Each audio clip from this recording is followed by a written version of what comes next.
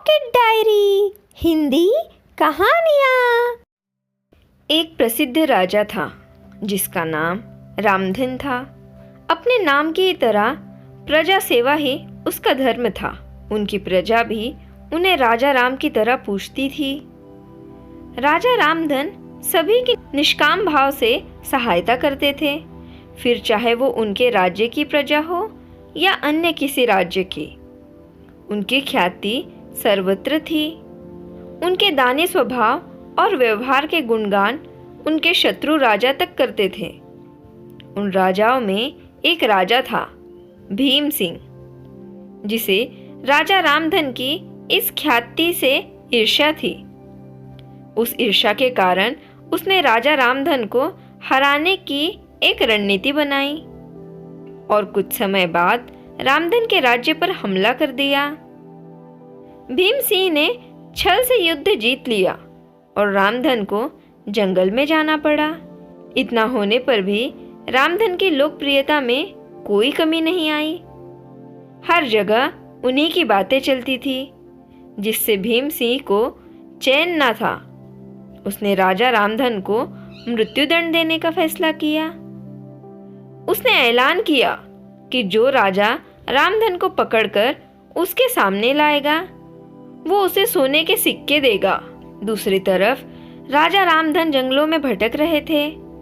तब उन्हें एक राहगीर मिला और उनसे कहा, भाई, तुम इसी जंगल के लगते हो, क्या मुझे राजा रामधन के राज्य तरफ जाने का रास्ता बता सकते हो?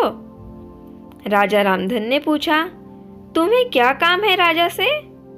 तब राहगीर ने कहा, मेरे बेटे की तबीयत ठीक नहीं है, उसके इलाज में सारा धन चला गया। सुना है राजा रामधन सभी की मदद करते हैं, सोचा उन्हीं के पास जाकर याचना करूं।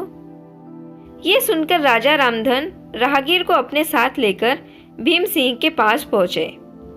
उन्हें देखकर दरबार में सभी अचंभित थे। राजा रामधन ने कहा, हे राजा, आपने मुझे खोजने वालों को 200 दिनार देने का वादा किया था।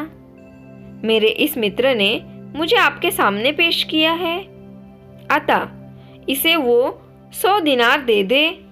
ये सुनकर राजा भीम सिंह को एहसास हुआ कि राजा रामधन सच में कितने महान दानी हैं, और उसने अपनी गलती स्वीकार की। साथ राजा रामधन को उनका राज्य लौटा दिया और सदा उनके दिखाए रास्ते पर चलने का फैसला किया।